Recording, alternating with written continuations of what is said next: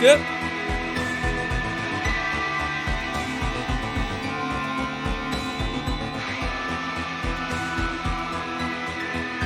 Are we all ready for some fucking marathon?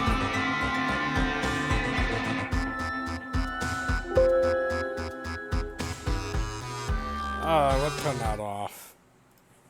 Let's hop right into it. I'm raring to go here. Alright, so let me fire up the game real quick. I got marathon. That's not it.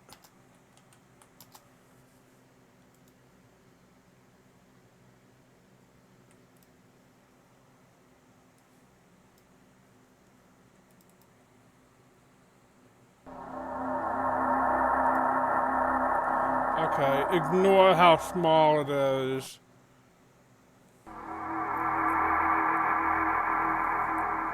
I can't. The menu stuff is in a different resolution, which is annoying.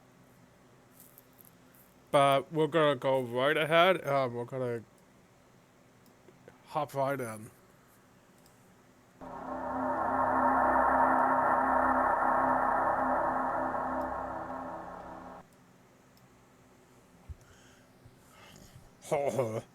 Alright. So, here we are, the very first marathon.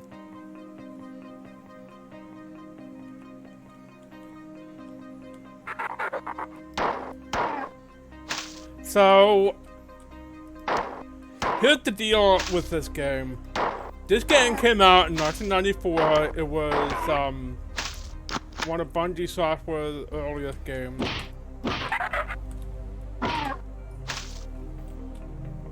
And as you can see, it's a bit of a Doom clone, but there's something really important here.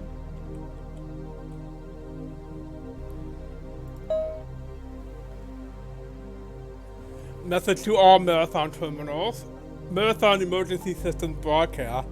Today at 0820 hours, the Marathon came under surprise attack from unknown hostile forces. The Marathon has sustained serious damage. At 0830, alien forces boarded the Marathon. The current situation is dire. All personnel are required to arm themselves and fight for their lives. Posted, I think that's supposed to be like a year. Incoming message from Leela. Welcome to the Marathon. I am Leela, one of the two surviving artificial intelligences aboard the Marathon. I have been severely damaged and am working to understand the current situation. Find the teleport terminal located in the hangar control room. By that time, I should have a better idea of what is going on. This is where you are now. From here, you can explore the rest of the hangar area, although not all of the doors on the level are functioning. It also inspired Portal and Half-Life. But like, if you play this and then you play Portal and Half-Life, the inspiration. Yeah. Oh my goodness! It's like the beginning with the raid. There's a pad and buffer at this location. There's a jump pad at this location. Activate the terminal to leave the hangar area. Is this doing Marathon or Marathon? Jesus Christ. Kitty.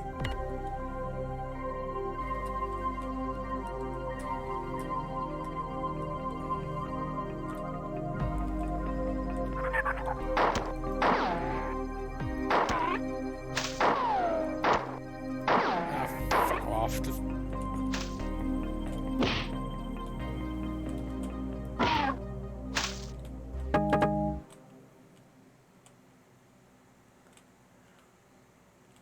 Join effort. So, the basic idea is that you are a security officer on the USC Marathon, which is basically a colony ship built out of the old husk of one of the moons of Mars. And you're just on a routine patrol one day when suddenly aliens attack. Both of his captains go to the...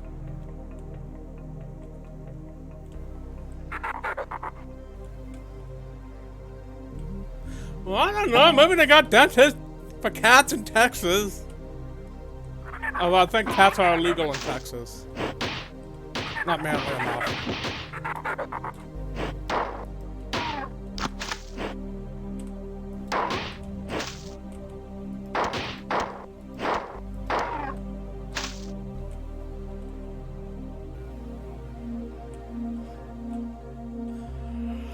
No, I did not, Kitty.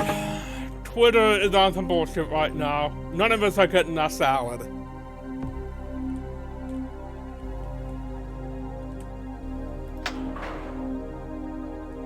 So that is a save point. That's right, this game has save points.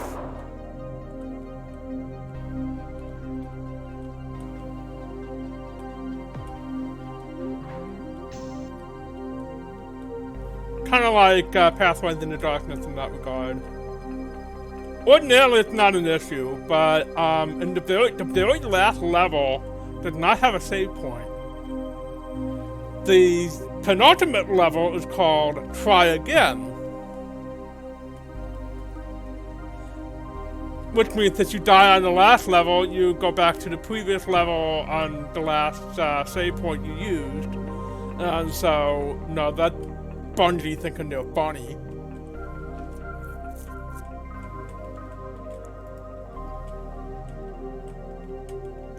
God damn, I'm lost. Fucking tunnels.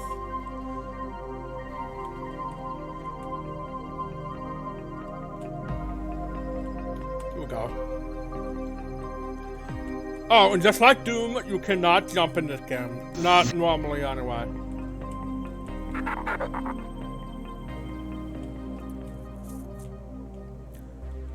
You know, I had no idea. I have not actually tested it myself. Oh shit, oh shit, oh shit. Ah, fuck. Oh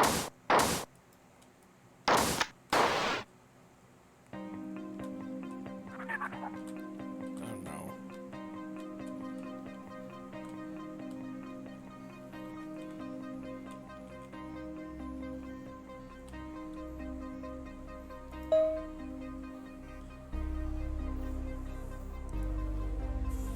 So this is mostly a bunch of binary and weird digital garbage. Security breach. Well, that's where I am. So I just got kicked out. Okay.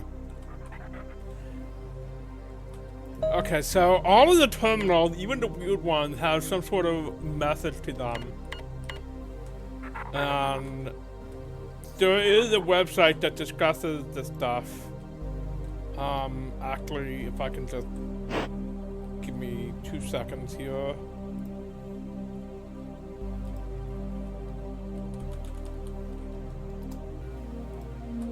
I will post it in the chat. 1 second.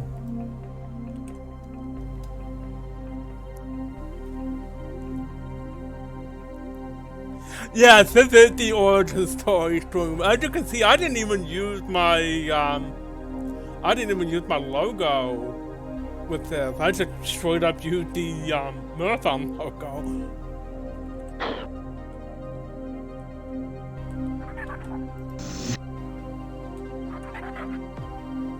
How do I get into this yet? Let's see. Maybe this way. Nope. I am from Faith. You're just now figuring that out?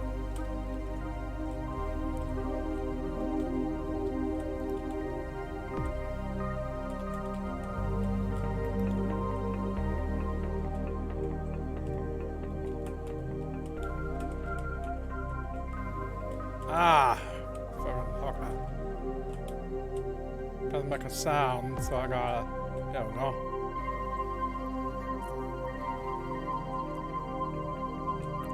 I had no idea what's going on with the Halo Master Chief Collection, unfortunately. My guess is that there's probably like a whole bunch of like assets and stuff like that that are shared between games, and what you're doing is downloading the individual stuff for individual game. Oh, hey, Smiles! Yeah, I really like this music. It's actually a remix of the original soundtrack.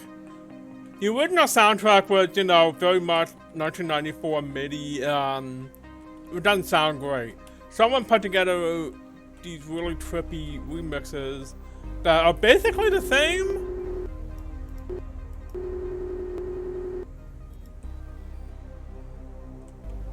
Yeah, this was a Mac-only game. This is, although I am playing it on a, source port called LF1. Let's see here. More junk. Fire and aspects of the theory are as follows. Each society has some controlling force or forces which decide its direction, but the relationships in society are arbitrary. Humanity can relate to money, machines, neighbors, anything really. More garbage. Logical reset. Individual character and personality are preserved in stories, movies, ROM personalities, etc. Although individual expression is a universal ability, individual freedom is constrained by the society. See attached figure. And then more garbage.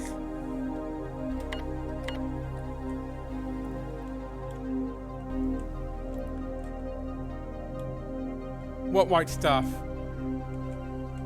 Oh, this? No, that just scrapes into paint.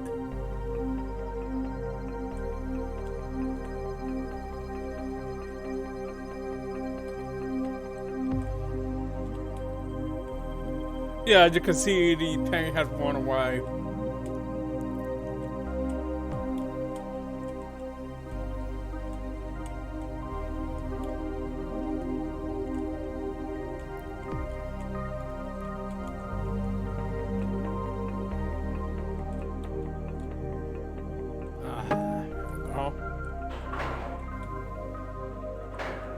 Now, how do I get out of here?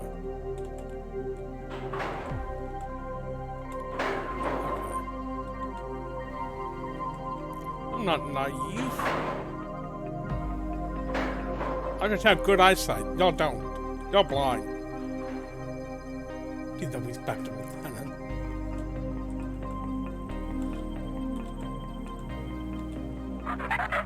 Oh, God.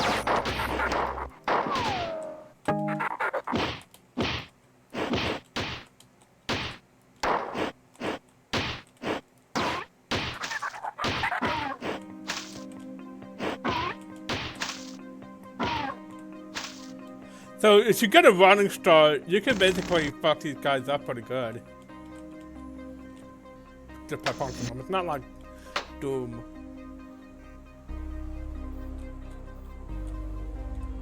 It might be. This might be the only. Oh shit.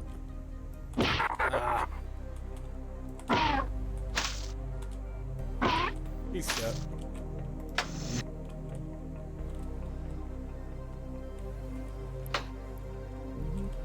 Okay. We did another one. He's shit. Okay, there's a save. Oh, I know where it is. Back over here.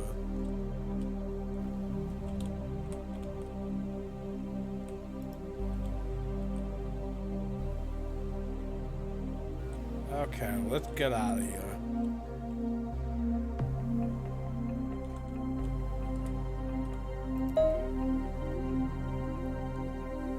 All of the information that I have gathered so far indicate that the alien invasion in the Marathon has been relatively uncoordinated.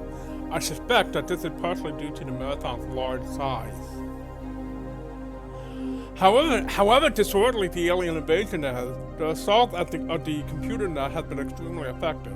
I detect security breaches in almost every computer system aboard the Marathon. I have learned that there is an alien creature that is capable of interfacing with our system. You must kill any of these creatures that you find. It is a priority that we stop them. Even now, they are penetrating my defenses. Teleport now. Jump pad activation initiation start. Transport when ready.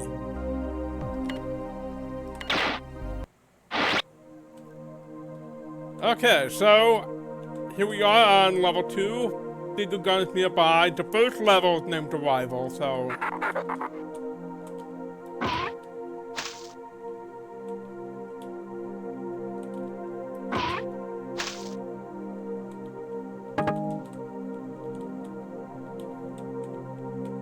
This is not Leela from Futurama, no. Incoming message from Leela. I am now in contact with a number of colonists planetside, but the reports on the situation below are conflicting and obviously exaggerated. The primary medium radio antenna have been disabled or destroyed, which makes communication extremely difficult. The only thing which seems clear is that the spaceport was obliterated by low-yield nuclear weapons minutes after the attack on the Marathon began. This I can verify through my own optical instrument. The invaders seem more interested in the Marathon than the colony, at least in the short term. The motive behind the unprovoked attack are still unknown, however. This is the computer terminal you are using now. I cannot teleport you out of this section from here, so you will have to leave from another terminal after you find the assault rifle. There is an M75 assault rifle / grenade launcher and ammunition at this location. When firing on the fully automatic setting, this weapon is highly inaccurate, but the grenades hit hard and it's the best we can do right now. Ammunition may be scarce for a while, so be prepared to fall back to your pistol. Here is the terminal you must reach to leave this section. Alien infiltration in this area is high, so proceed with caution. You may find doors blocked or stairways retracted on the way, because the AI in control of these functions is damaged and behaving erratically.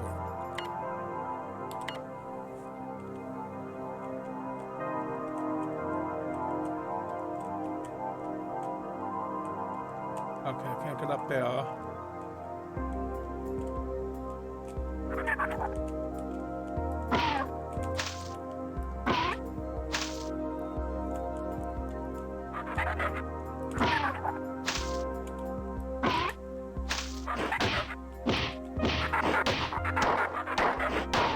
He's set.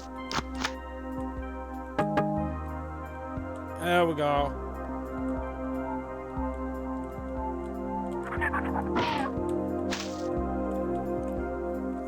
Melted shit, yeah.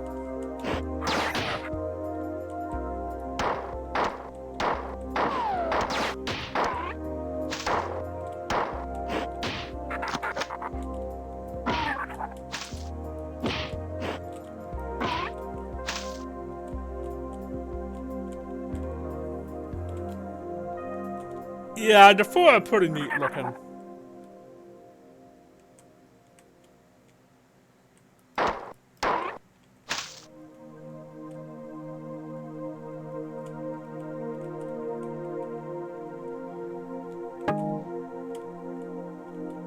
Okay, let's see here.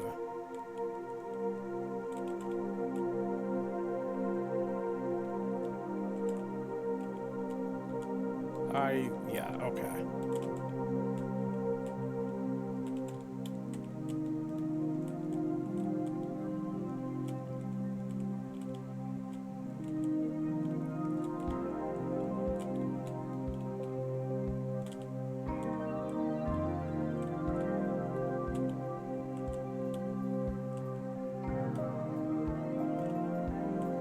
I love the names of the maps in Marathon. They're so creative.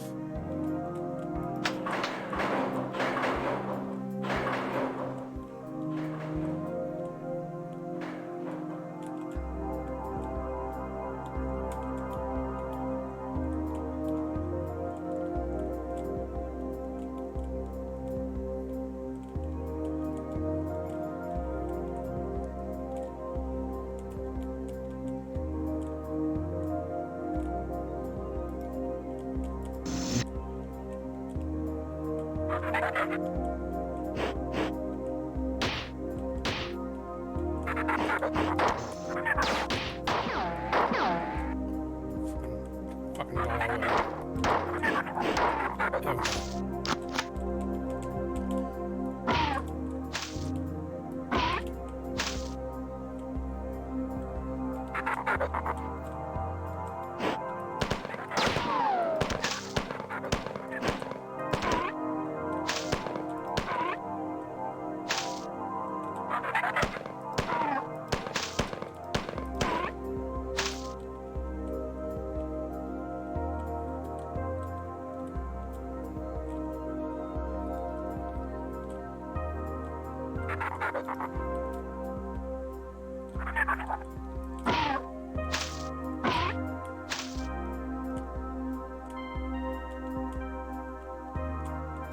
Oh, me too. I've been praying for a marathon for a remake or something for years. This game is too good to be relegated to an obscure source port.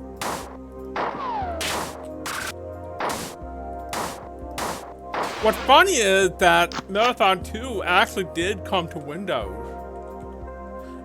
That is actually the basis for the Xbox Live arcade version of Marathon 2. Why they only brought over Marathon 2 and not the other two games is a mystery, but...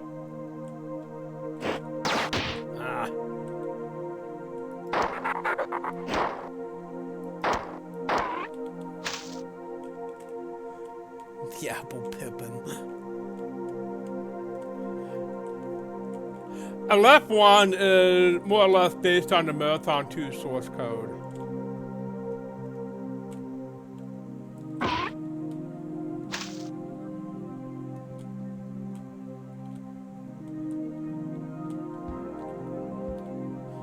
Let's see what's on.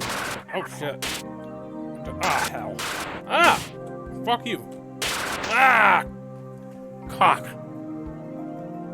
And yes, Marathon is where my logo comes from.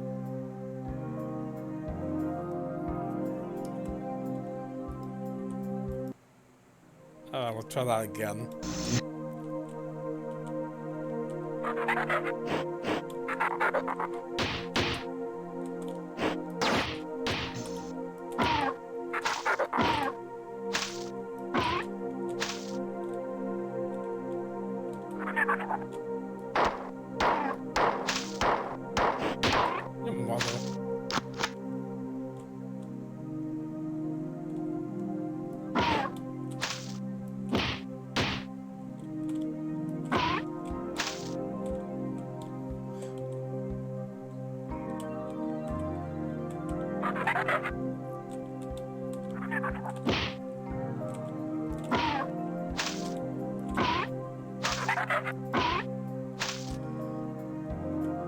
I don't know why it's just fun to fish these guys. You, however, I'm gonna just shoot you.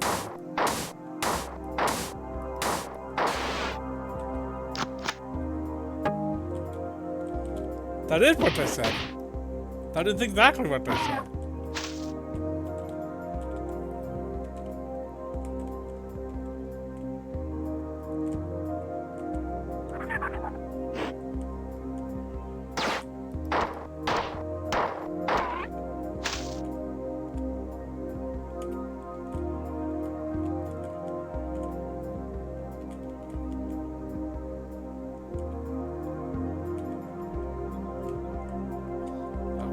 Get caught here, so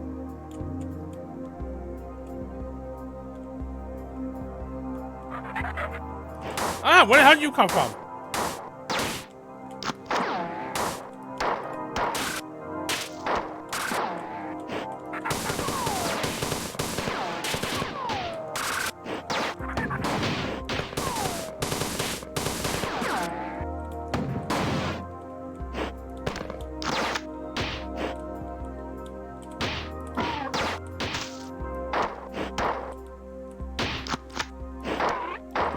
What happened?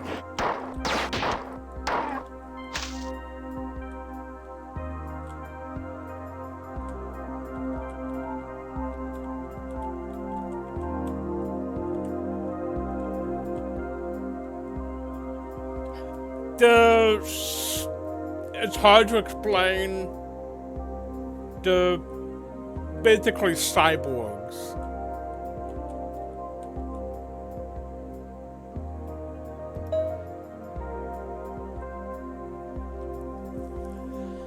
Alright, so, Doors by Anastasia Orestes, Dominic I. Placar, and Ursa Simbaldi.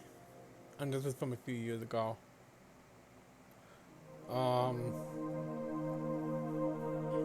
There are 5 basic door designs to be used on the Marathon. Outer bulkhead doors, interlock doors, inner bulkhead doors, tertiary doors, blah blah blah. Direct control of all doors except tertiary and quaternary doors will be given to Durandal, with indirect control of all other doors going to Durandal. The difference between direct and indirect control primarily has to do with the manner of controlling opening the door. Durand will only open a directly controlled door when he is specifically asked to do so. Indirectly controlled doors are automatically controlled by Durand to open when needed. However, due to the expense involved with adding thermal and visual spectrum sensors to the tertiary and quaternary door tubes, these doors will be minimally used. The expected savings of not using this extra sensory input is estimated to be 57% of the base cost of the basic inner bulkhead door. The types of doors are all basically the same, with some slight variation. The doors in classes 1 to 3 are the same doors classified separately to distinguish between the level of safety checking required to ensure acceptable leakage. The airlock doors are specifically modified to work with manual and remote activation switches. Airlocks are all to be marked with a specific airlock symbol and to be operated with an air recharge system. The tertiary and quaternary doors are designed exactly as the bulkhead doors, but are checked closely for air leakage. This article, as well as Article 530-F and 532-D on windows and elevators, respectively, will be placed for public access in the Marathon Internal Engineering Document Section 1-C, Appendix H.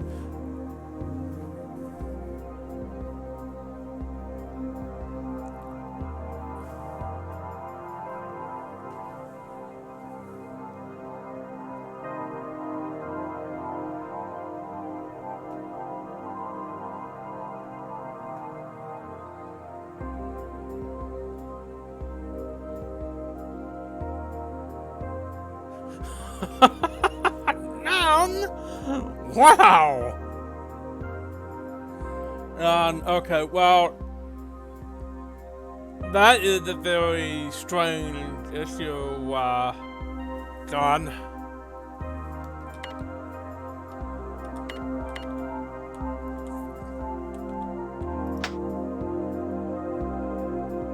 You know what, I wonder, maybe I have to go back and save?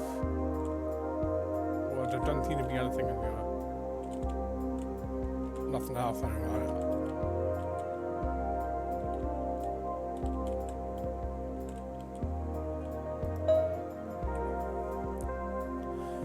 The Marathon's automated defenses were disabled during the initial attack by a directed magnetic pole. The aliens used the same weapon to disable the Marathon's other two AI, Durandal and Tycho, and to severely damage my cell. Durandal is responsible for controlling the ship's autonomous functions, doors, life support, kitchen, air reprocessors, stairs, and so on. Because he is non-functional, I am working to assume as many of these tasks as possible. Tycho controls the science and engineering network. Now that you are better armed, our first priority is to reactivate the Marathon's defenses under my control so that we may offer some resistance to the aliens. I have built 3 replacement circuit boards for the defense system, but I cannot move them from the manufacturing center without assistance. I will now transport you to retrieve the replacement parts and will give you further instructions when you arrive.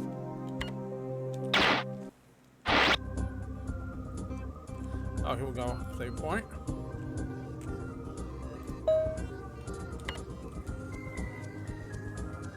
So this one is called Never Burn Money.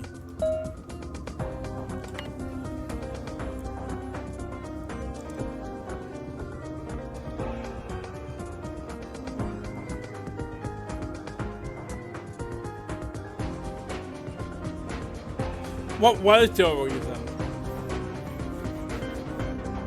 Alright, so the Marathon automatic manufacturing system has finished making replacement circuits.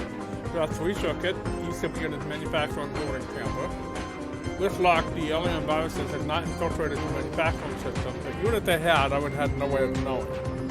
The attacks on my systems are growing more steady. If the counterattack is not able to remove some of the computer infiltrators, then I will eventually succumb. It is absolutely imperative that a counterattack begin as soon as possible. The Marathon is not defenseless, and we cannot let it be taken without a fight. This is where the circuit should be. Look at all the receptacle lockers. There's a pattern buffer located next to your current location. Just that you use it immediately. Just did. After you retrieve the circuit, return to the terminal of this location, and I will transport you to the defense center to install them. Yeah, this music is fucking great.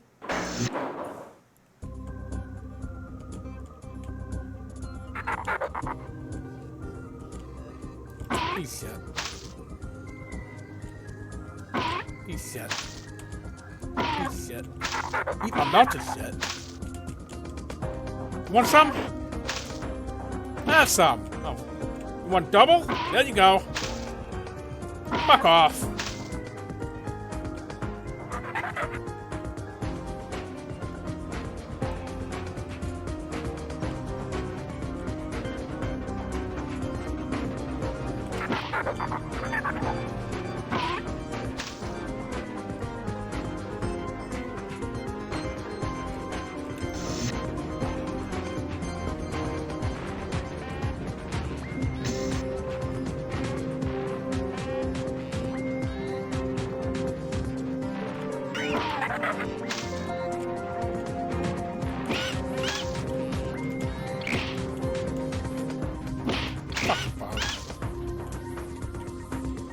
Punch him hard back.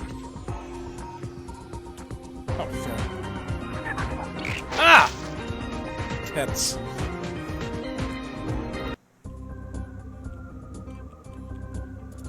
So, okay.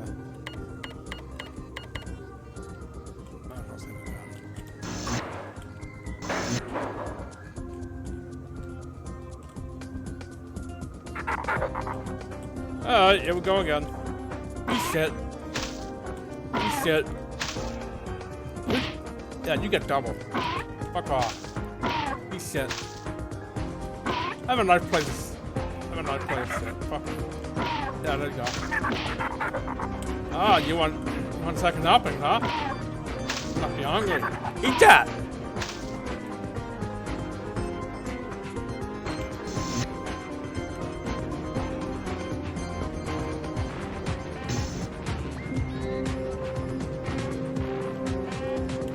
Not that way.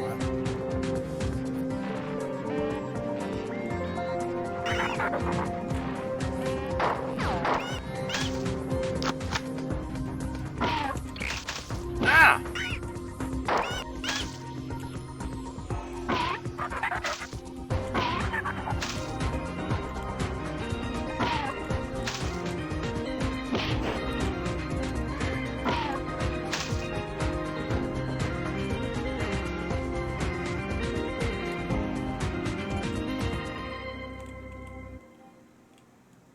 Which was the pattern buffer? Well, that's a pattern buffer. I don't do that charge.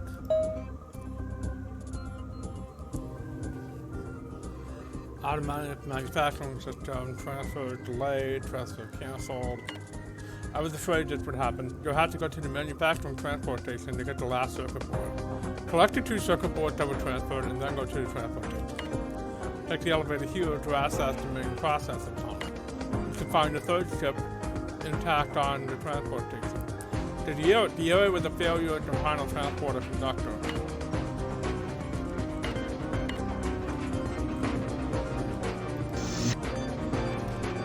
Don't need that. That one's empty.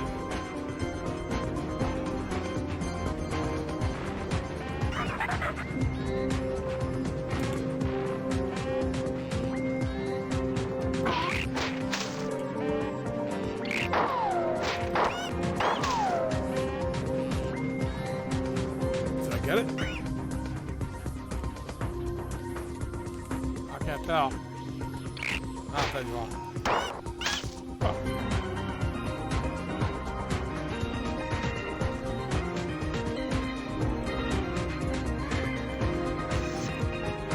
Where am I going? I'm gonna go.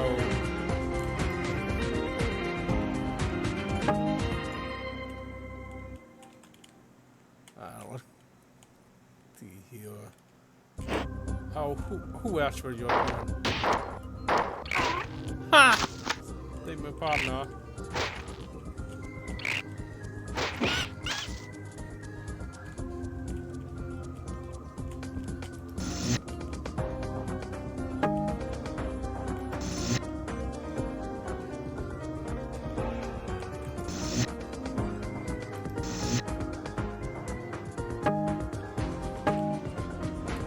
Okay, I got the 2 chips.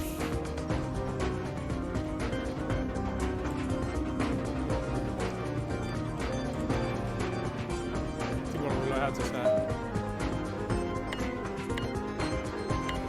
Okay, I've already seen that. Interestingly, I think I know where that security is.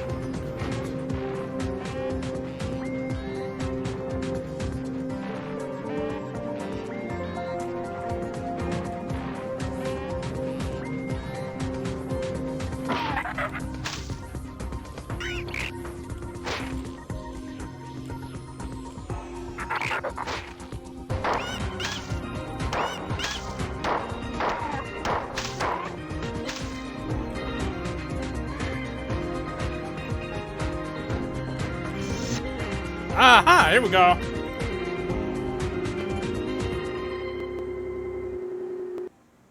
Finally. Go back and save. I think this is where I want to go.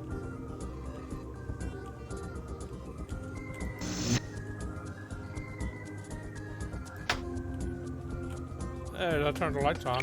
Oh, fuck off! Let me ask your opinion.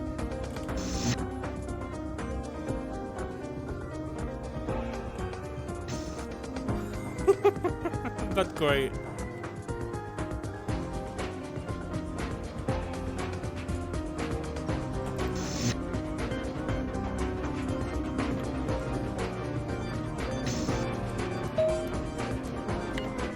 Let's retrieve all three of the repair ships. There's no point in going to the defense center unless we have all three. Search until you have found them.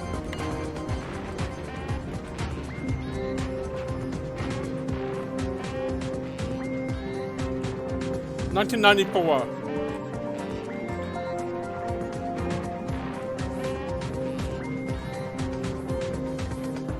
Now I need to point out that this music is not technically original to the game, it's a remix.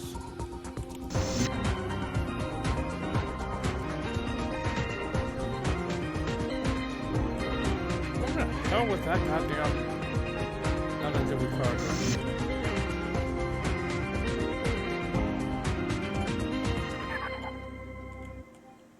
That's kind of funny. Okay, I'm hearing it up. There you are.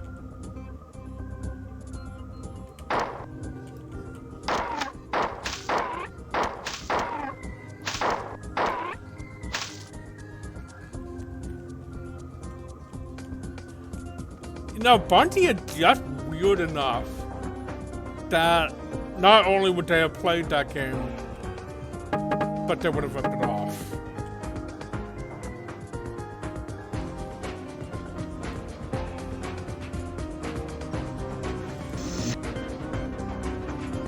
That fucking card. W2 out there. Yeah, I have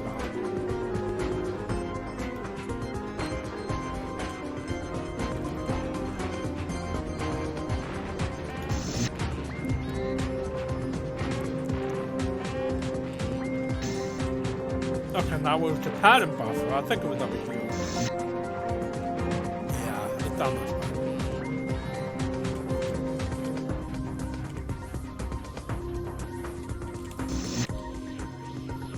God damn, I love this game. Okay, here we go. Elevator.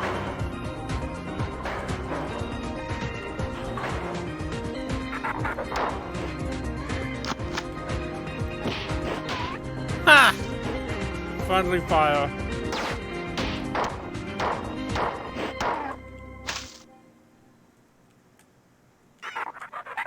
Okay, where we go?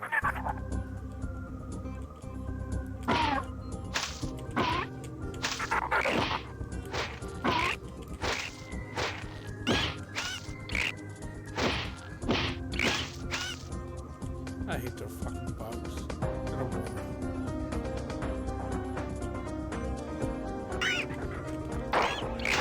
Ah.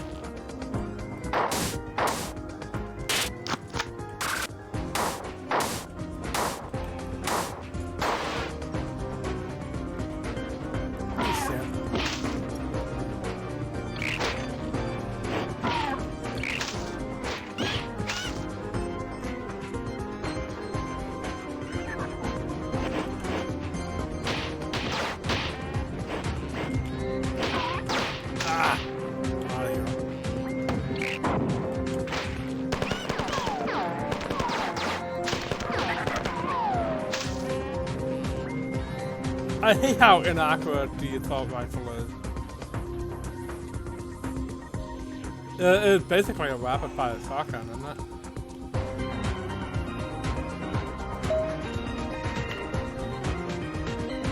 Oh, this one. There was nothing to be gained from hesitation now. In her possession, it would become something of consequence. So it was nothing more than a simple particular flower, or more precise, when she had it just so, the room flickered and tore, bending into somewhere else. System error number 25 exactly, which she caused to be consumed by an assless fire. Doors opened before her without cause, their locks rusted and shattered. Before her slender hand began to dance in front of her horrified face. Before turning into a fine powder which settled in a pile on which she had been standing. 14,700 miles away, eyes on fire, tearing out her hair. Turning in fury, she kicked viciously. Anger made her careless as she missed. Nobody had been able to figure out what the hell that terminal was supposed to be about.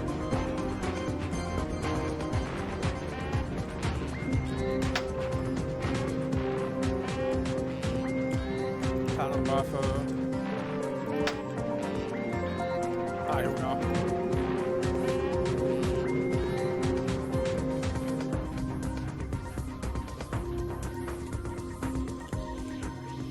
Okay, so there is a secret terminal here on this level that I have never been able to reach. I don't think I am actually able to. I mean, technically it's possible, others have done it, but I've never been able to do it.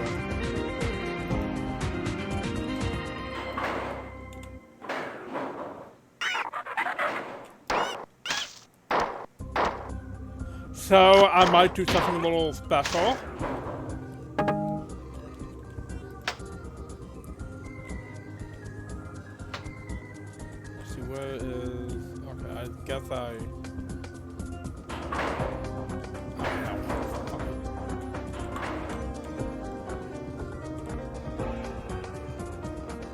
There we go.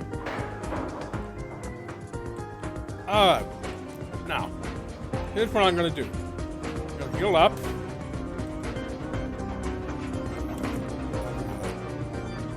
There it is. What? That's just the pattern button. What the fucking... There we go. Alright. Now, watch what I do here.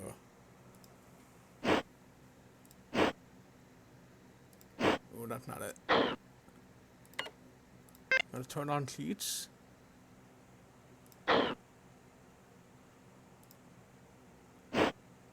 Okay, where did I leave off? It was, this one, right? No, actually it was, yeah, this is it. Okay. So, I turned on the cheats. Okay, so I can move the window. Now, let's see if I remember where the, secret room was.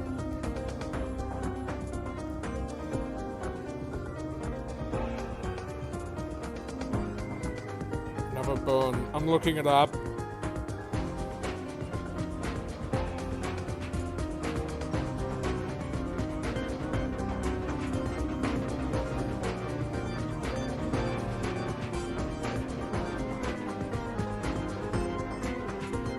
Okay, I know what it is. Not far. This is it.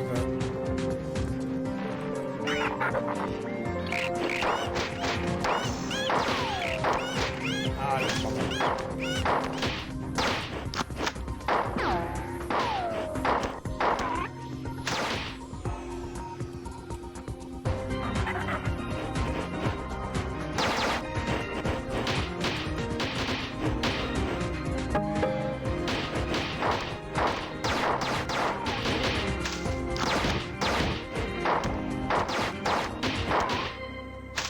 Okay.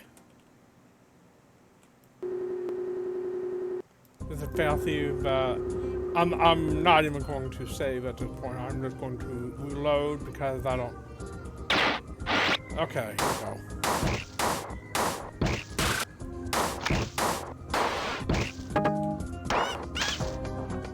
Okay, here we go.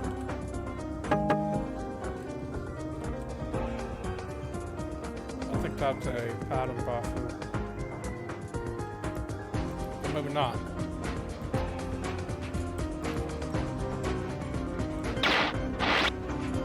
Ah, here we go. Yeah, I had an invincibility on. Okay. What was that? What was that else?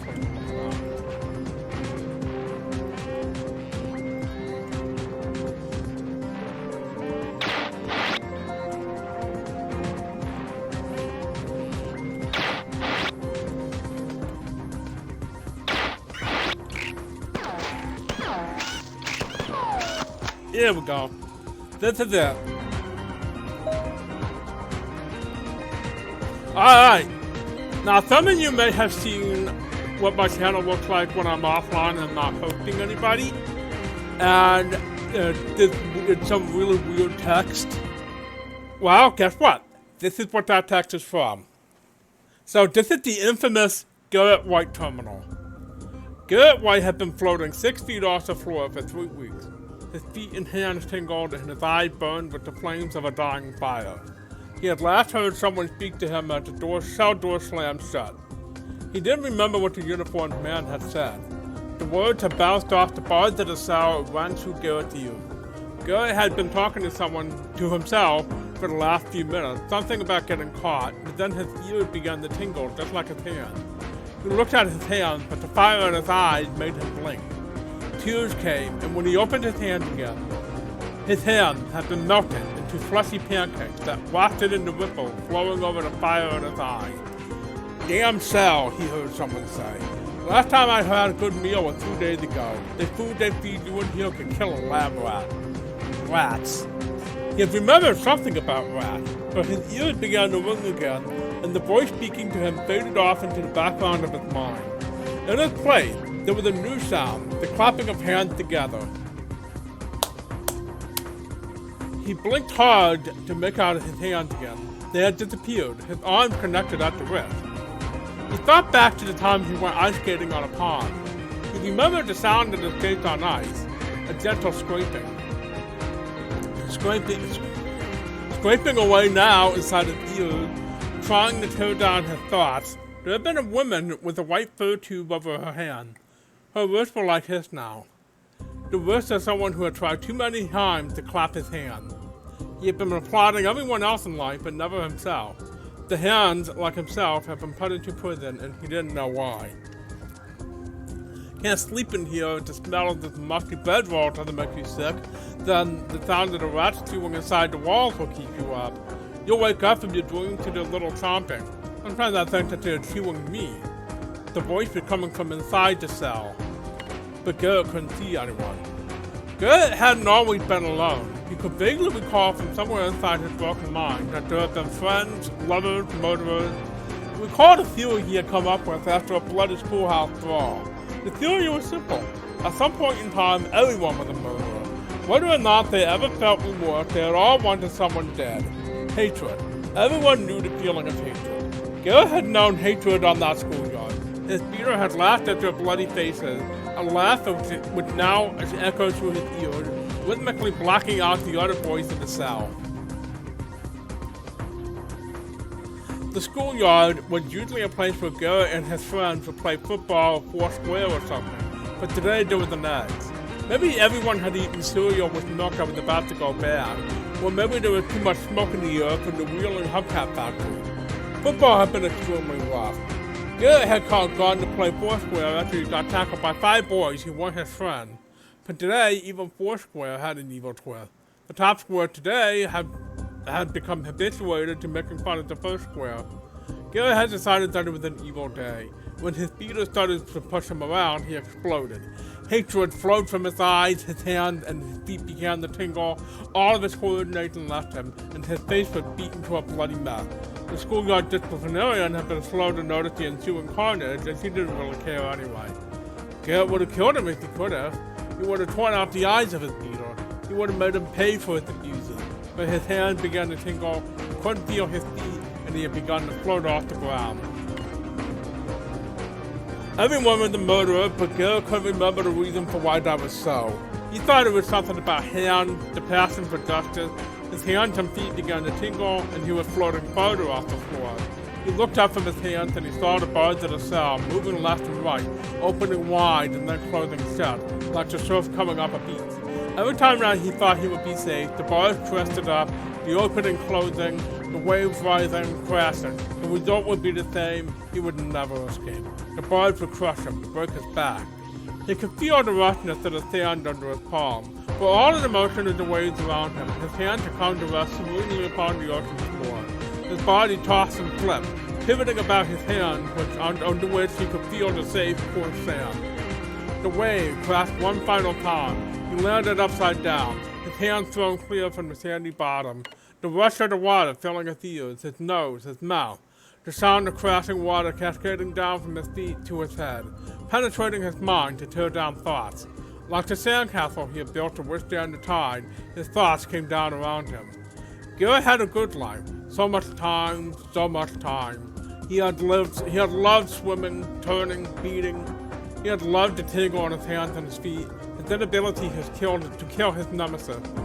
Once he had fallen down the stairs, and just for a moment, his hands came to rest on the carpet of the stairs. In that instant, his body had frozen, floating over the stairs, safe from falling. But the moment didn't last. The ocean crashed around him, his hand torn free from the sandy bottom, his body flipping, falling. But now he levitated farther up, his hands still tingling. He began to float through the bars. He expected the instant of safety as his hand found footing. But that moment did not come. The bars squeezed his body. His chest tingled. As he fell through his cage, his legs tingled. The fire in his eyes had become a cold wind. He blinked away tears. He tumbled through the bars, spinning and turning. He could see a man. In his hand, he saw a small white rat. A pounding. The crashing waves in his ears became rhythmical, hard. The man was beating the rat against the floor. Pounding, pounding. Blood covered his hand. The man's hand tingled. He had broken them on the floor of the cell. Disciplinarian, lover, murderer. Garrett looked back into the cell. He saw himself, disciplinarian, lover, murderer. He had killed his nemesis. The rat lay dead in his bloody hand. At last, he held the throat of his beater. He escaped into the waves. The waves.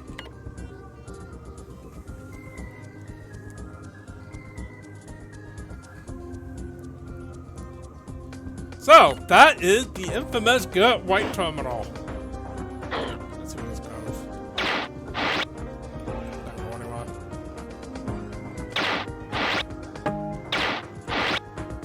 Fucking. Okay. I'm not even gonna save here. I'm just gonna reload my save because I don't like. One day I will get into that area without cheating, but I don't want to fuck that. That was definitely a thing. Holy shit. So, okay. Hey, J. Columbia. I have not actually played this series until just a few years ago. So, let me move the window a little bit. There we go.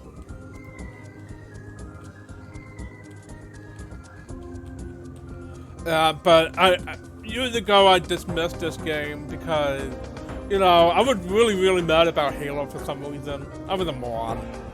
And so I dismissed this game out of hand. But when I finally went back to it a few years ago, I was like, holy shit, this game is amazing. Why haven't I played it before?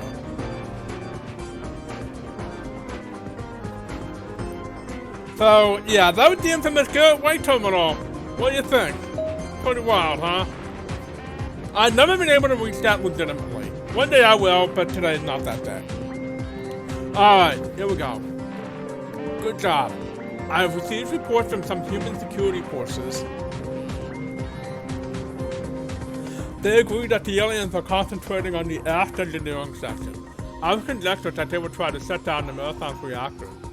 The next mission will be to put the automatic defenses online. I will give you the exact information when you arrive. Teleport when ready.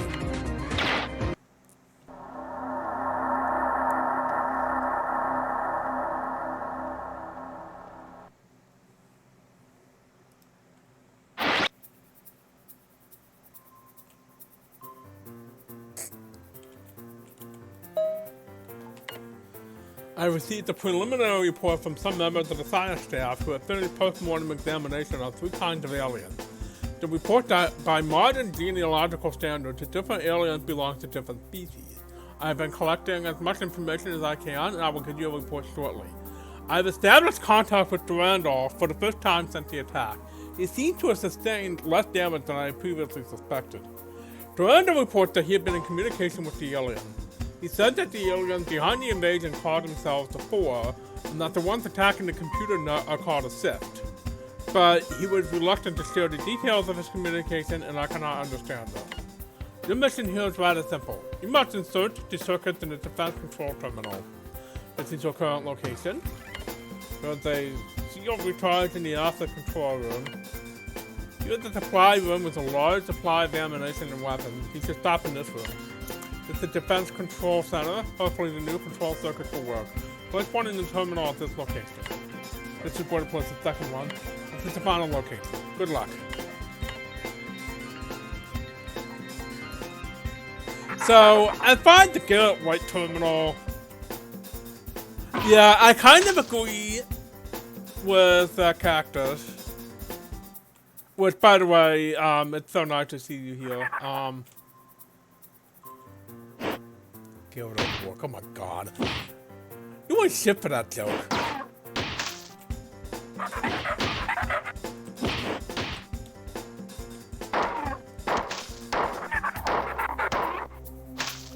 Anyway, I kind of agree.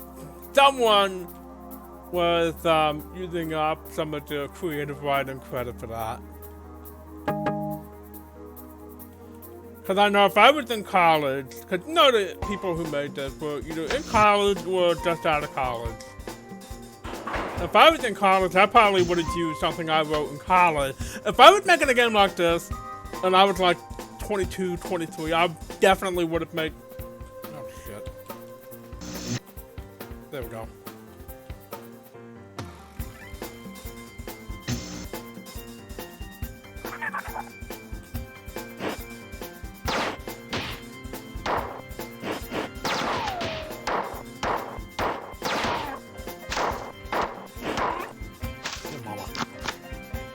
Yeah, so if I was making a game like this, I definitely would have used something I built in college. Let's see. Okay, you want to talk about Bob? This song is a fucking Bob.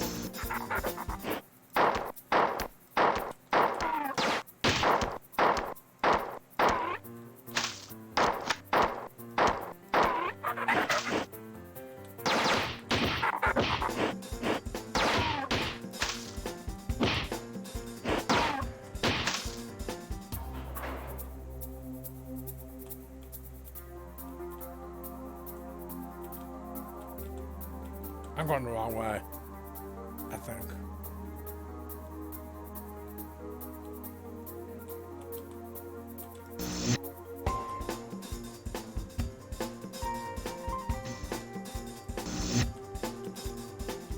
Oh, there's a pattern buffer.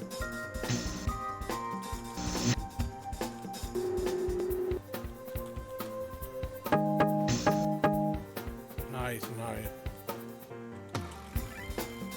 Pistol ammo.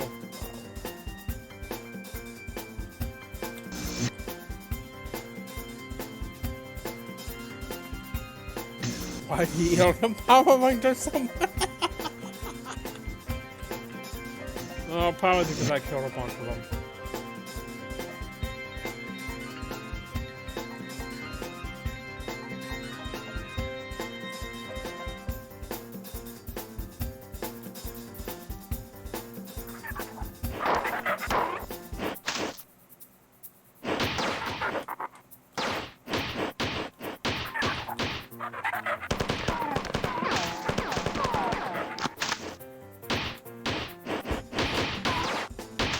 Nó bầm quá.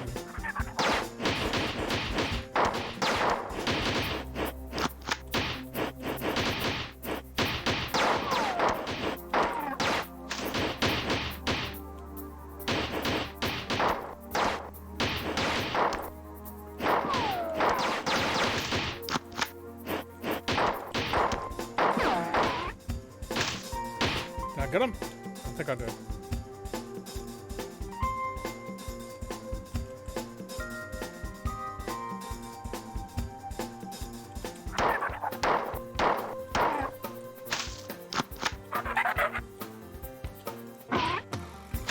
I love the green one. No matter what you do to him, you don't feel bad.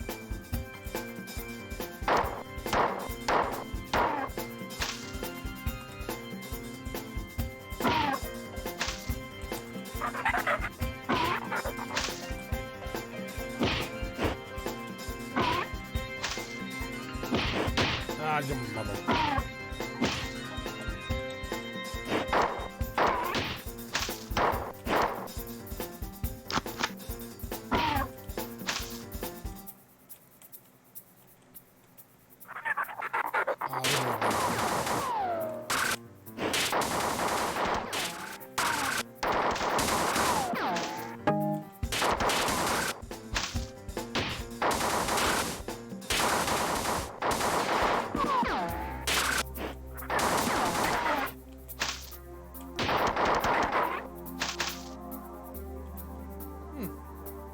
I didn't even have to do anything.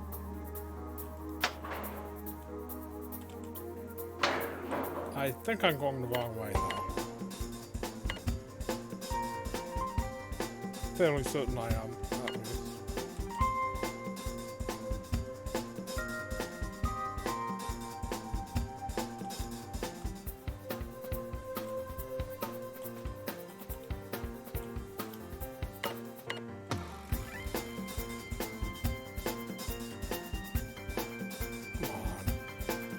Fucking traffic jam.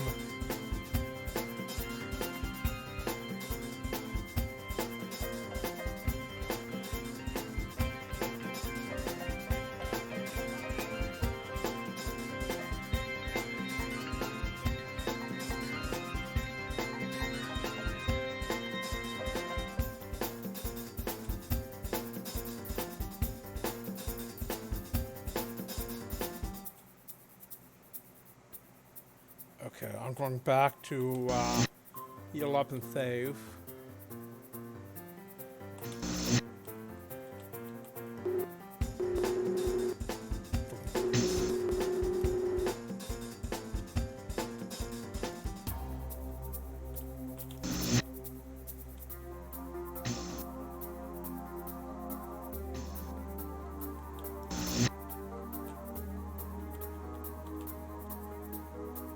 Oh shit.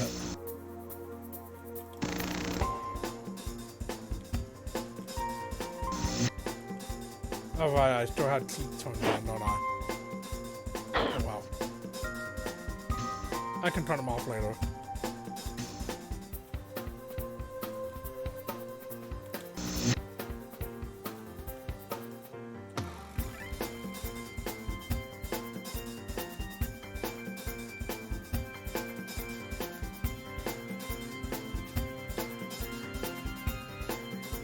Alright. I really love the drum beat on this one.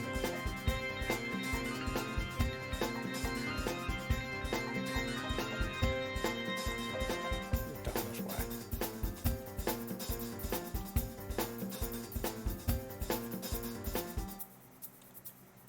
Flying man, don't now.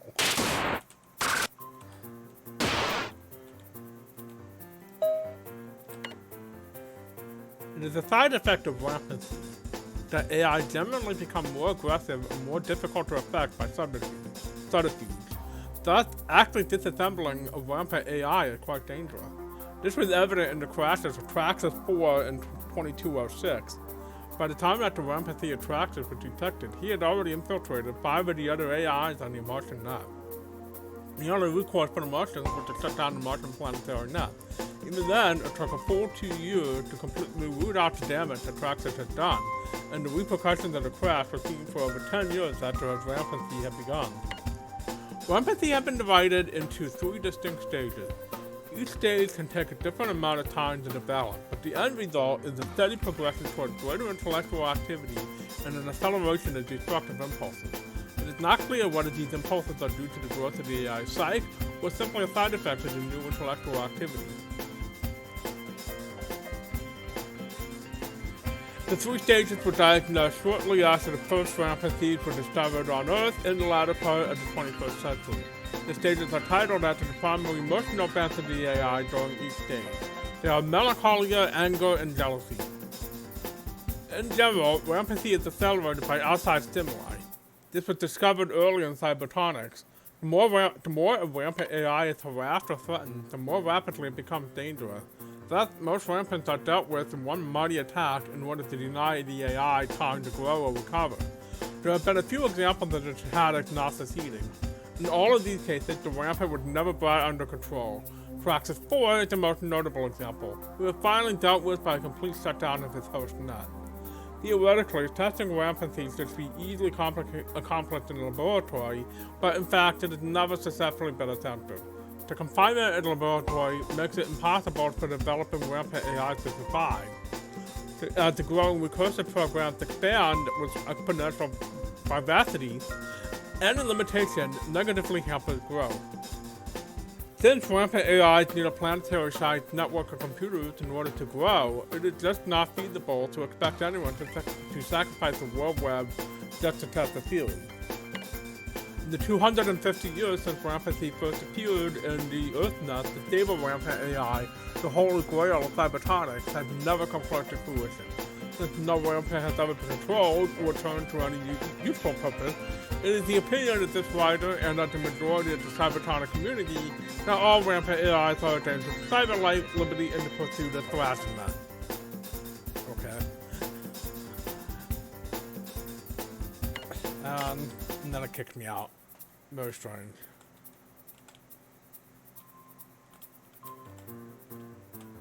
Let's see what's on the other way. Ooh, ammo. Yeah, Rampathy and AI is the thing in Halo.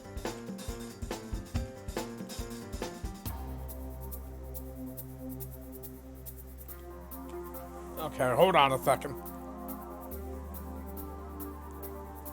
I got a sneeze coming up really bad.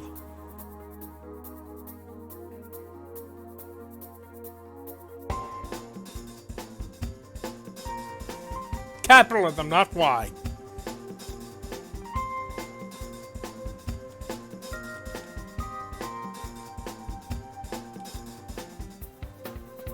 Where do you think you're going? Get the fuck out of my way, God.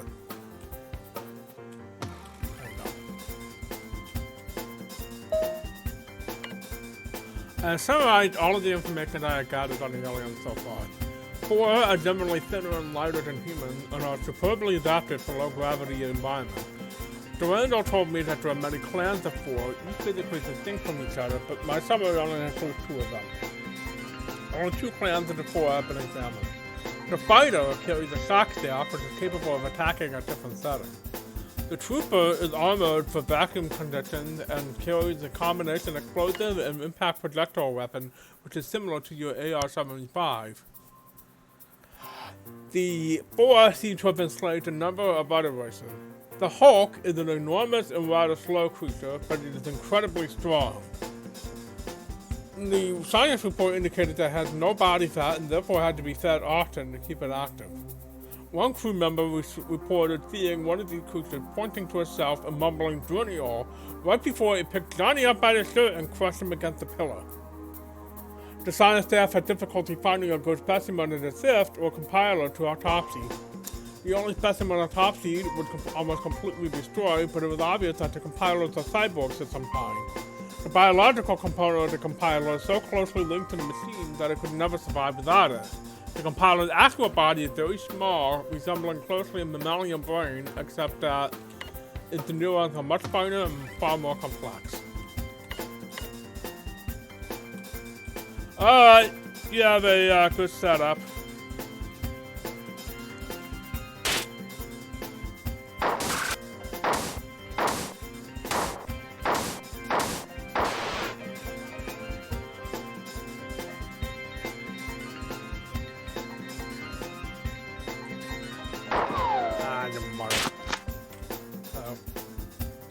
Punch you.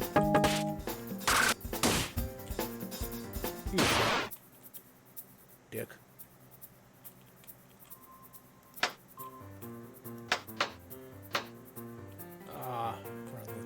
Okay.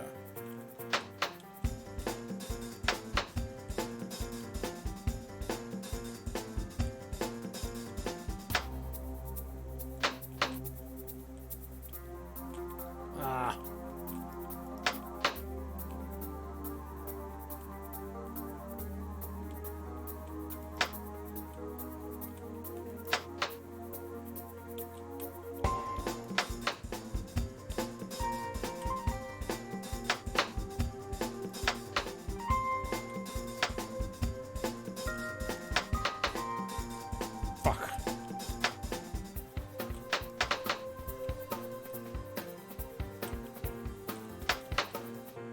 Oh, yeah. God, what just happened? Ah, thank you for the follow, Billy Sundown.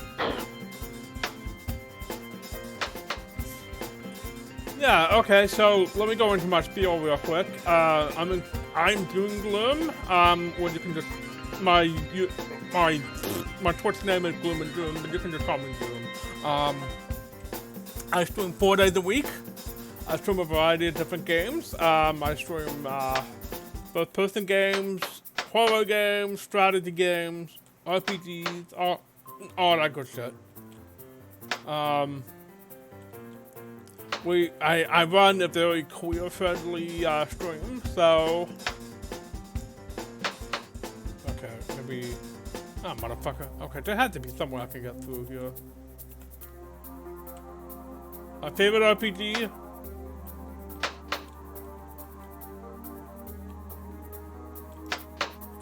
Okay, we talking Western or Eastern?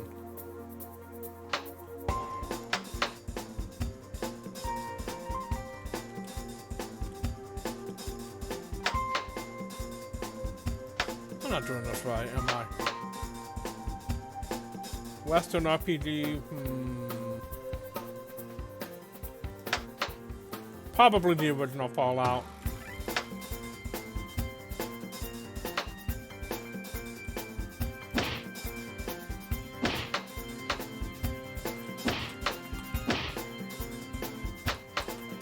Fuck it. Guess I'm not going back.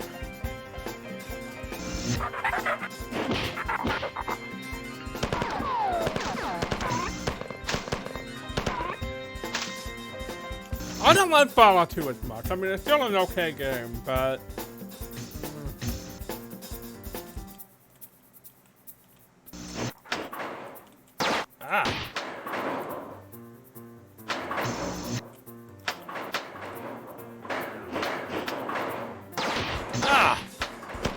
mother.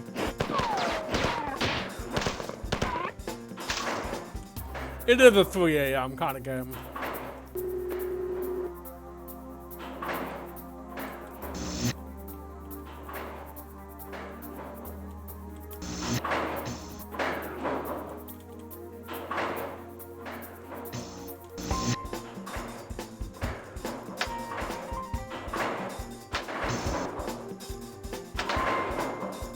That'll have to do out there.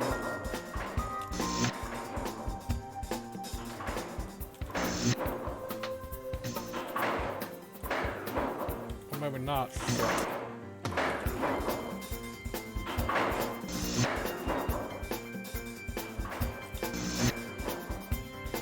Oh, she thinks this one is bad. You should see the one that comes up on the later level. That one is so infamous that Jason Jones apologized for it.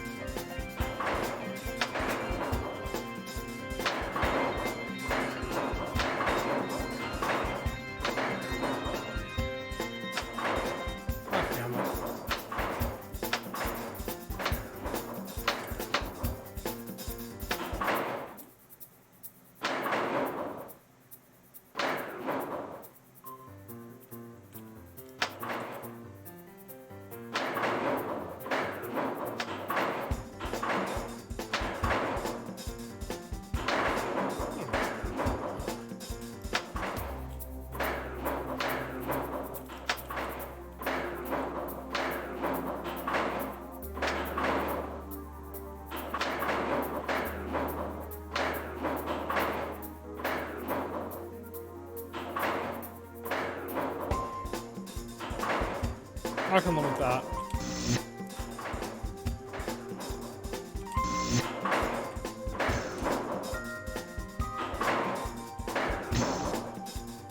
Alright.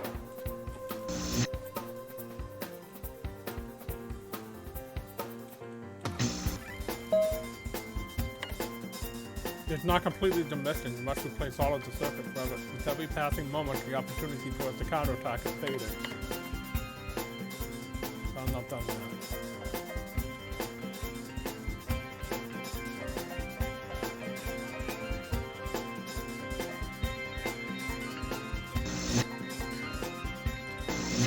Ah, you mother.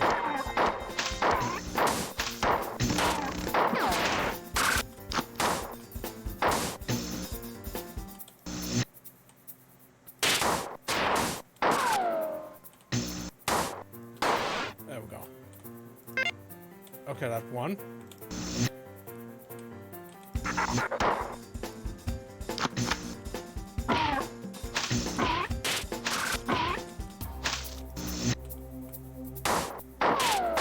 Ah, your mother!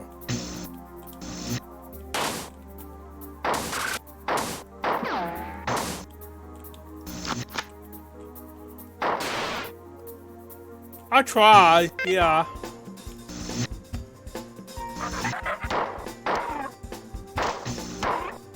Being mean in a video game is not something I'm very good at.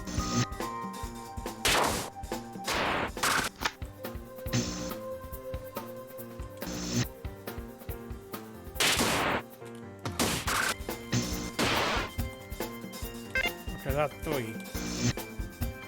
Okay, now, I'm not going to go to the extra terminal just yet.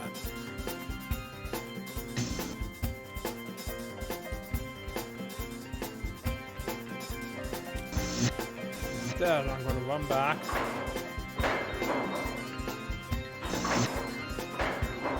Heal up and save.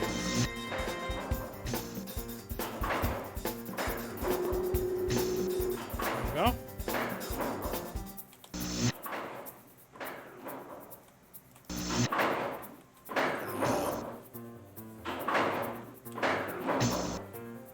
The blue meter is your oxygen.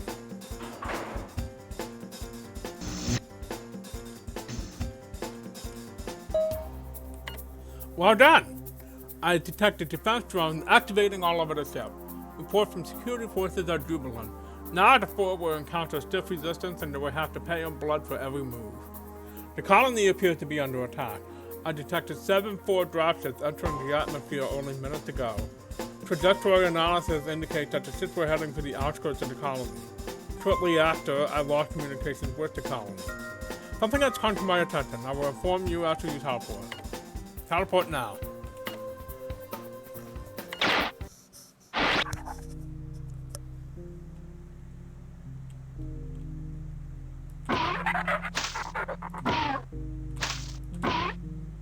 Ah!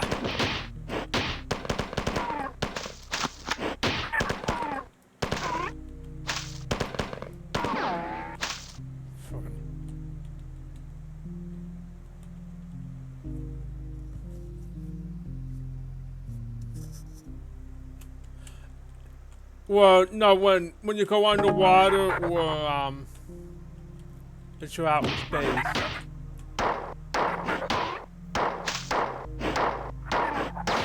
Ah, crap. I fucked that up. Try that again.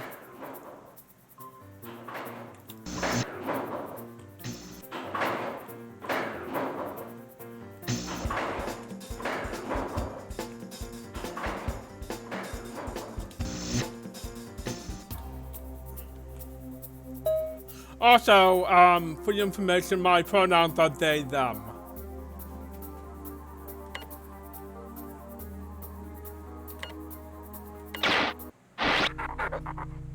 No, I'm just playing on normal.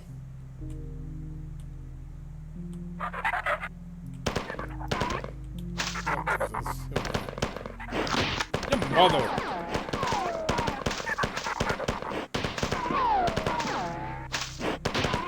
For a fucking shotgun. But you don't get one in this game, only in the sequels.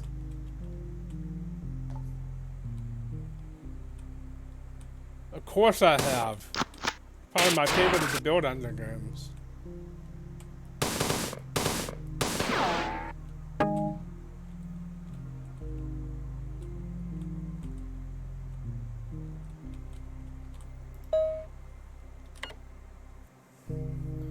I have some bad news. Durandal has gone rampant, and he is in the angry stage. This explains how Durandal was able to communicate with the Four and the Fifth, while I have not. Theoretically, the Marathon computer nut is not big enough to sustain rampant growth for very long. This means that as Durandal grows into the computer nut, he will begin to affect all aspects of the ship, resulting in unpredictable failures of otherwise benign computer systems.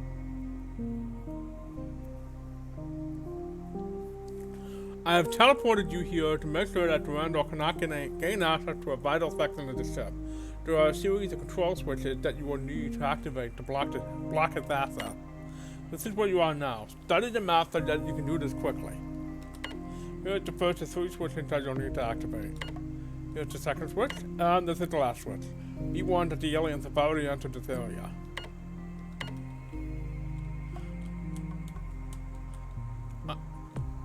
Yeah, honestly, I'm liking all 3 stages at once. Melancholy, anger, and jealousy. What a mood.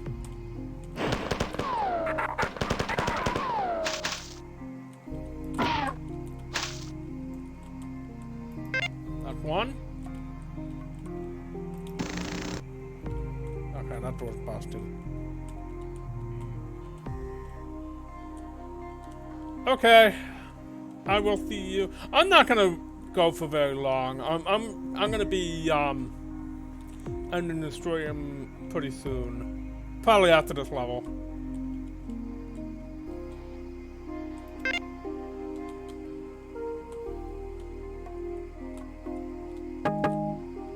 Cause I realized a couple of things. Oh, yeah. Okay, what's just happened? Oh, thank you for the host, Sir William. I appreciate it. I appreciate you. I'm fucking just squatting now, like. Go fuck yourself.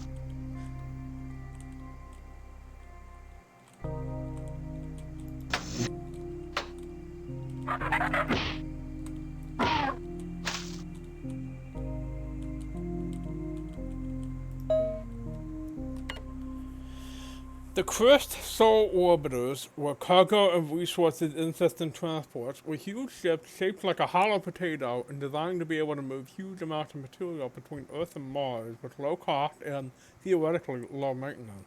The system was simple. The Crest was put into orbit around Sol on the plane of the ecliptic. Built with a powerful solar sail, the Crest could change its orbit easily to pass by the Earth or Mars. On a flyby, material could be loaded or offloaded. The energy used to accelerate or decelerate the materials would be supplied by the solar sail. Loading was a conflict with the giant tether and reel system, which would swing the material into orbit behind the crest and then reel it in slowly. Offloading was a conflict with a powerful ion beam, which would pound the offloading material with a steady stream of ion particles. The design of the crest was innovative and useful, but it was not low maintenance. Other 5 crests that were built, 4 lasted around 100 years, and the other one only 73 before they needed to be brought back to Earth and refitted. Each refitting took about 15 years, and completely occupied the Earth-based shipbuilding facility for that time. The result was that no more than 5 crests could be kept in service at any time. No crest was ever built after 2310. The crest failures devastated Mars. As the first 5 crests were built, Mars' colony grew quickly, confident that the growth would continue. But when the source of Mars' resources failed, the colony found that it had overgrown its supportable size, and extreme poverty struck most of the population. Each time that a crest broke down, the result was famine on Mars. The conversion of Deimos into the Marathon began when the Mars colony was at the height of its power. By the time it was completed, 64 years later, the decline of Mars was well advanced. During that time, the Martian population had seen its standards of living drop by 80%. On top of oppressive poverty, Martians saw one of their moons being converted into a colony ship in an expensive and risky colony venture which was predominantly funded by a ruling foreign power. The argument to make the Marathon into a quest became more and more popular, but the UESC never seriously considered this an option. The farther that Mars sank into the depths of its poverty, the more that the Marathon became a symbol for the oppression of the Martian people. The declining Martian world. After the Marathon left Mars, the UESC's attention focused primarily on technological development and the upkeep of the crypt. Mars was left to decay. Population continued to increase as attempts at mandating abortion or sterilization always started to revolt. Interesting. So Mars kind of got screwed over. None of that really matters to the story, by the way. Like, none of it. At all. It's pure background lore.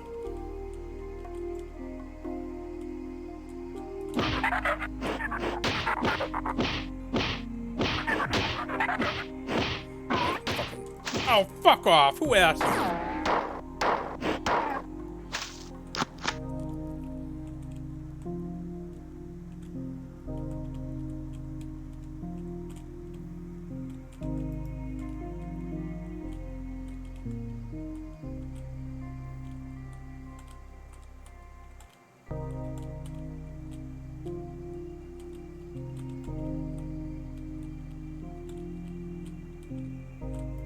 There we go, switch number 3. Here we go.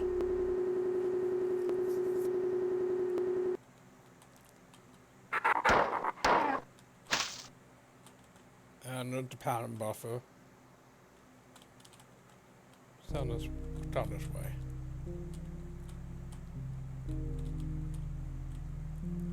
Okay, there's some still to switch back.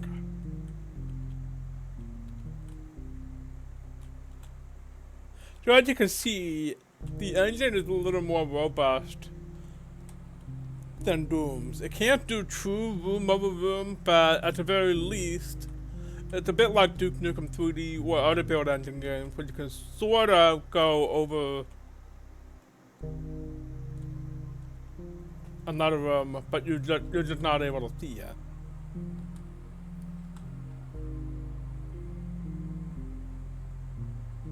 Okay, so let's go find that pattern buffer.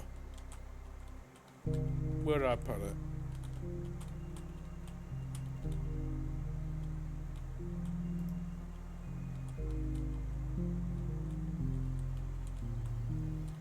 That's not it.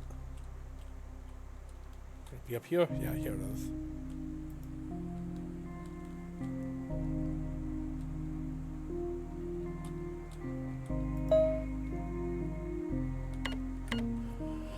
Okay, I've already seen you here.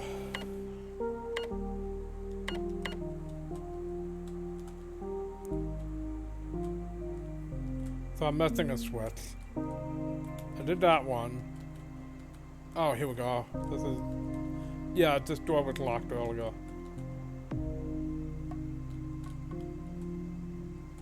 Oh god, alright. Ah!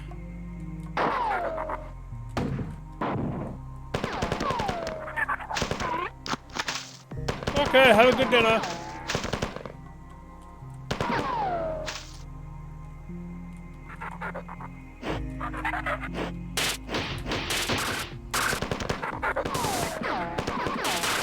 Ah, your mother!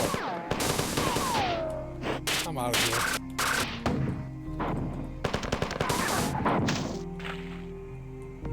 Ooh, that made a mess of him. Chunky sauce in there, what that is. Ah, fuck.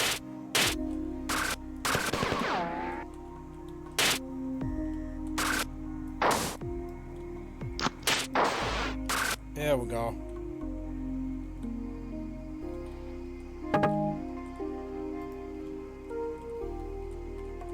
Okay, now where is that pattern buffer and save, blah blah blah. Yeah, here it is.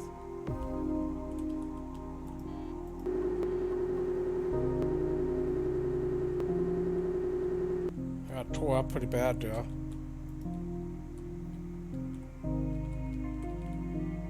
Okay, now we just run back this way. No, that's not it. Swear to God, this game is nothing but mazes. Here we go.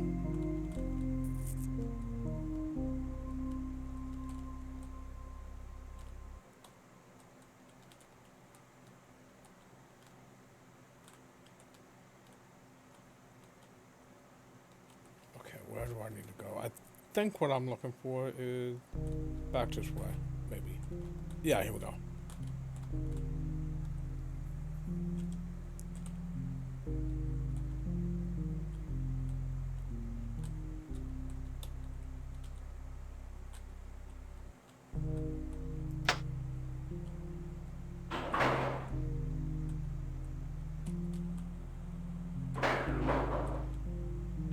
Oh, but look at that, another pattern buffer. There we go.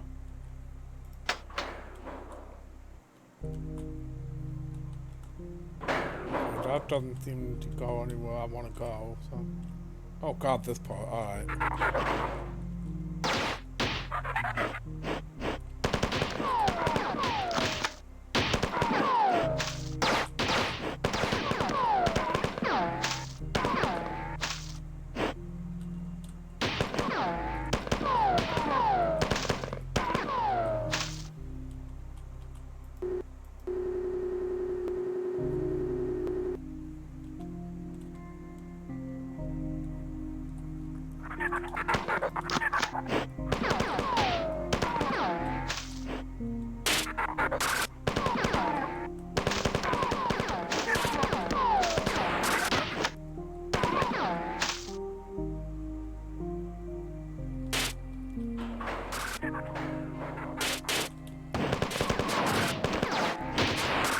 Freaking bike.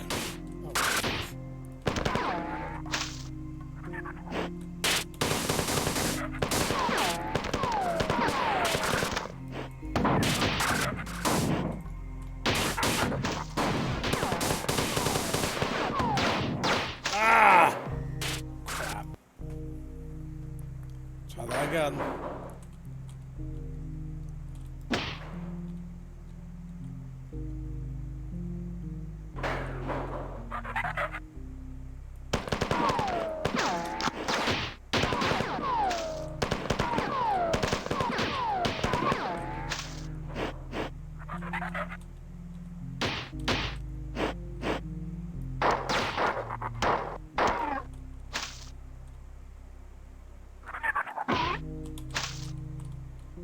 Not that problem.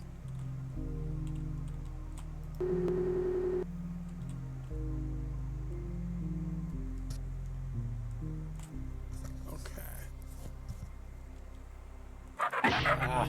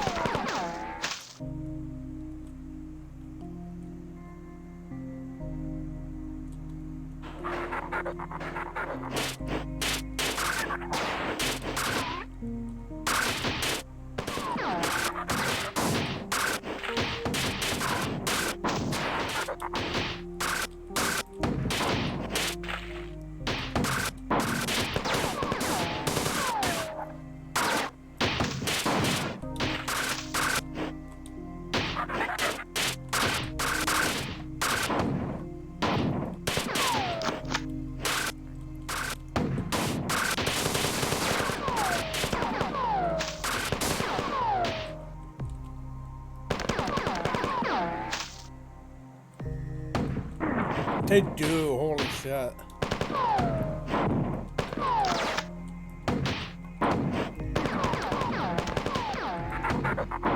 There we go. That guy is sick.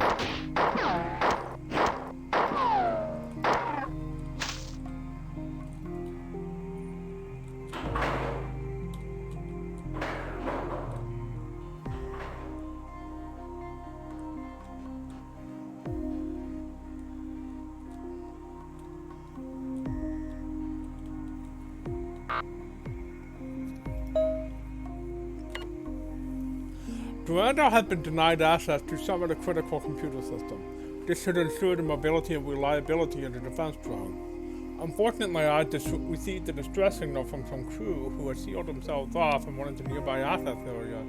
They say that they have lost control over the doors and elevators on the level, and that therefore have access to the area.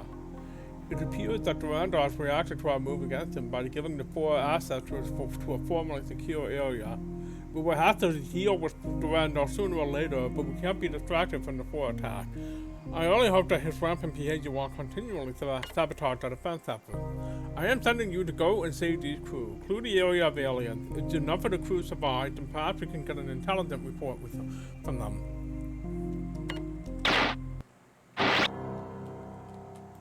Okay.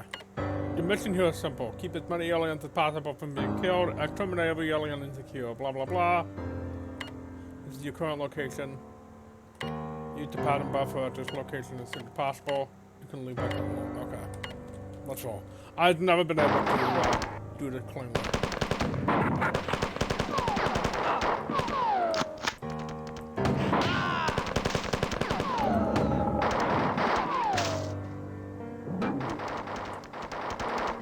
That's well.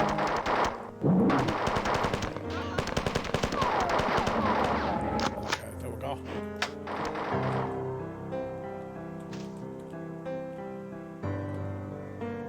The fucking music though, holy shit. They're everywhere! Okay, so far so good. They're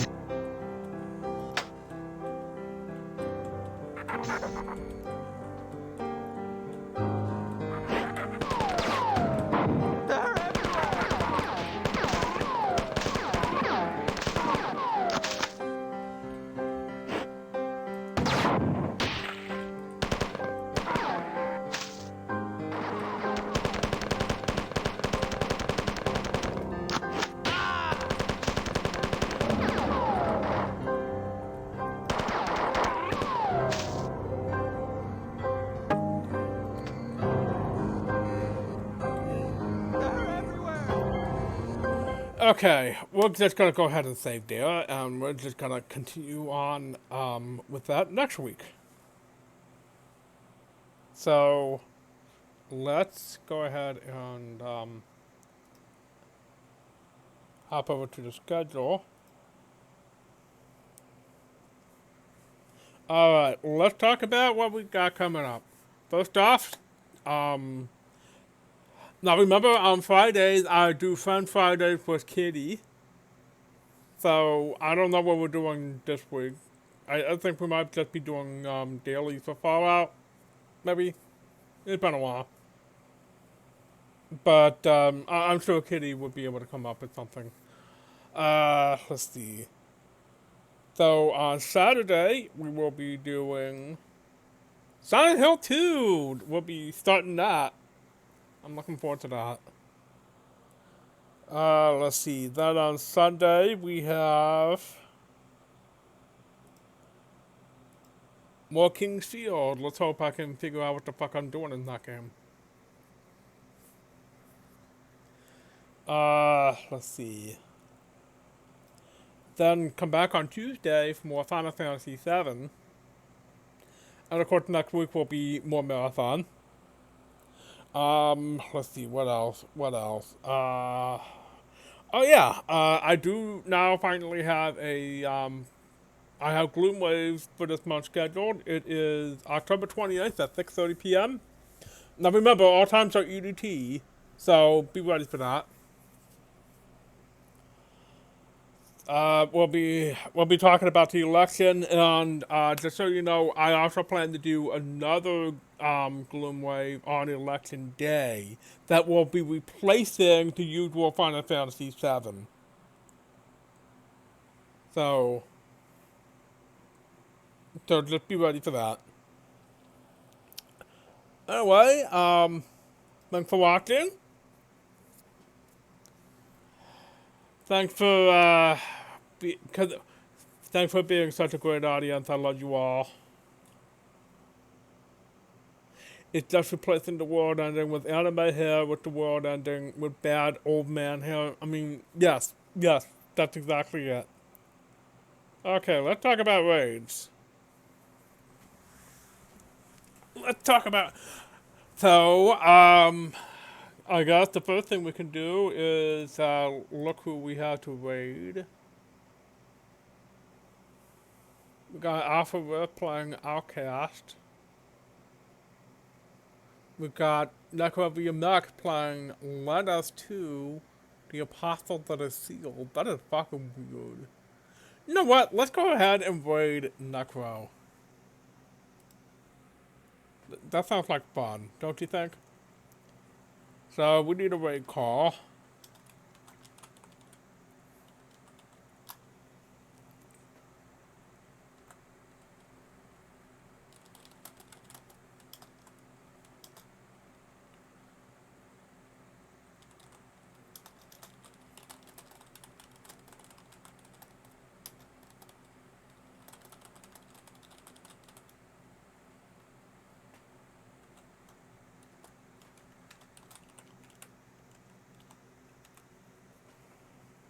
So that's our raid call.